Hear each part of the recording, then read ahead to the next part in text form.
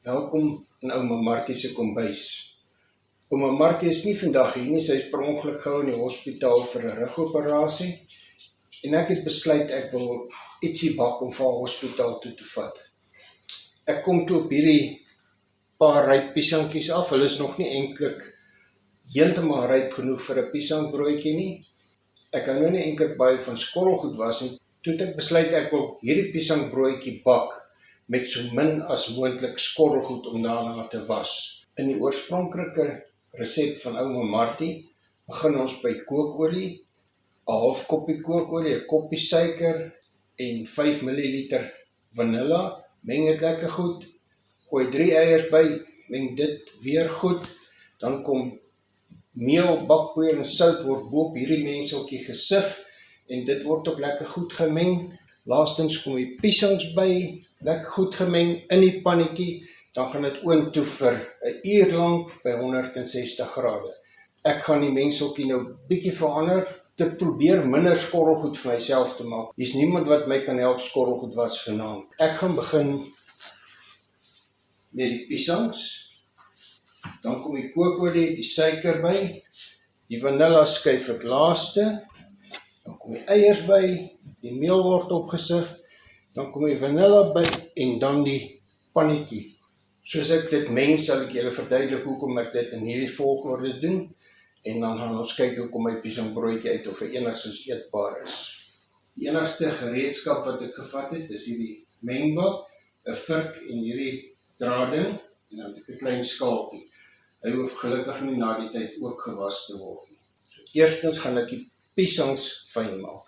Daarvoor gebruik ek die mengbak en die vurk. Ek maak die piesangs direk in die mengbak fyn om skorrelgoed te bespaar.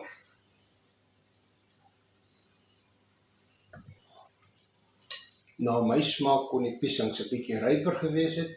Ek hou daarvan as hulle eintlik so deursigtig begin raak, maar ek het nie sulke lekker ryp piesangs vandag nie, so hierdie moet doen. Daar's my piesangkies fyn gemaak en nou die volgende stap en dit is om die kookolie en die suiker in te kry en dan die 3 eiers. Maar aangesien ek niks wil vuil maak nie, gaan ek die kookolie en die suiker per gewig ingooi. Nou het ek my skaaltjie nodig, instel op 0. Nou weet ek 'n half koppie kookolie is presies nie so 109 gram. So ek gaan 'n half koppie kookolie bygooi.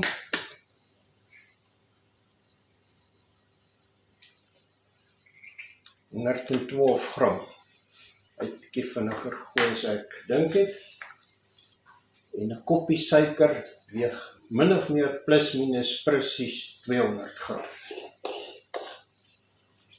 Dit staan reeds op 112 gram, so ek gaan nou net 200 gram bygooi.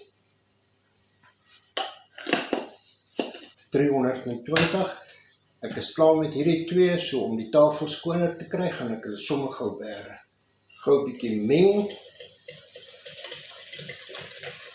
Dan sê ouma Martie se resep, ek moet die eiers 1 vir 1 bygooi. Nou dis wat ek gaan doen. 1, 2, 3. Ek weet ouma Martie het nie bedoel om die eiers 1 vir 1 so by te gooi en te meng nie, maar dis nou hoe ek het bygegooi. Ek sal dit so inmeng. As hierdie draadinge, die goedjies nou nogal lekker gemeng. Nou moet ek die droë bestanddele hier by sif. Hierdie is ons meelblik. My ma en my skoonma het een gehad, ek weet nie wie se dit was nie, maar ons het hom aanval geërf. Hy is verseker ouer as ek. Nou gaan ek so klein bietjie verneek.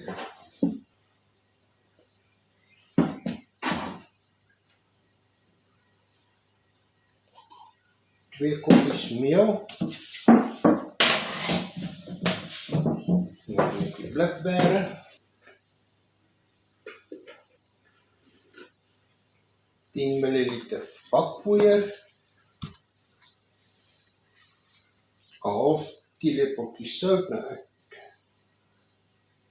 dis nagenoeg 'n half teelepeltjie. Ek weet van julle gaan wonder nou waaroor haal ek nie die draading uit nie. En die eenvoudige rede, want dan moet ek hom in 'n bakkie sit, dan moet ek die bakkie ook weer was. So hy moet nou maar hier so half ongerieflik wees. So vir gou die siffie gaan ek nie was nie, want hy is permanent in ons meelblik. Ons bak daagliks.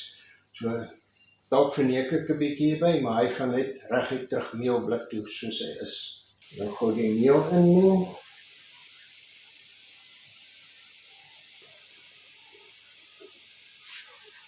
Dan let my mengseltjie so. Ek het so voorgevoel, hierdie mengseltjie is effens te styf. Aangezien die piesings wat ek gebruik het redelik ryp was, so ek gaan nou 10 ml melk byvoeg. Dit is nie by die resep nie, maar dit is wat ek nou gaan doen. Nou gebruik ek die 5 ml maatlepeltjie met nat produkte. En ek gaan sommer ook my 5 ml vanilla byvoeg.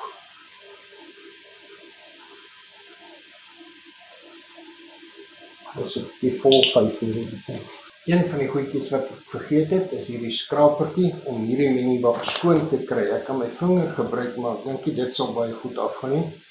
So nou gaan my beslag in my pannetjie.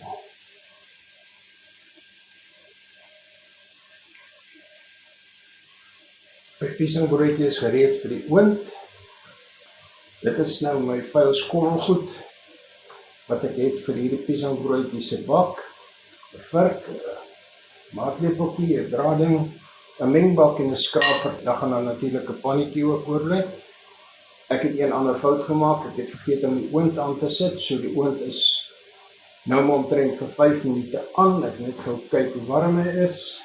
Die oond is so wat 80. Ek gaan nou my piesingbroodjie insit. En dan gaan ons kyk wat gaan gebeur as ek die broodjie insit op 80 en maar net om kans gee om op te gaan tot by 160. My piesingbroodjie is nou uit die oond. Die totale tyd wat ek gebak het was 1 uur en 10 minute. Aangesien ek die oond baie laat aangesit het, hy maar so tussen 80 en 90 grade was toe die broodjie begin bak het ek besluit om hom so 1 uur langer te bak.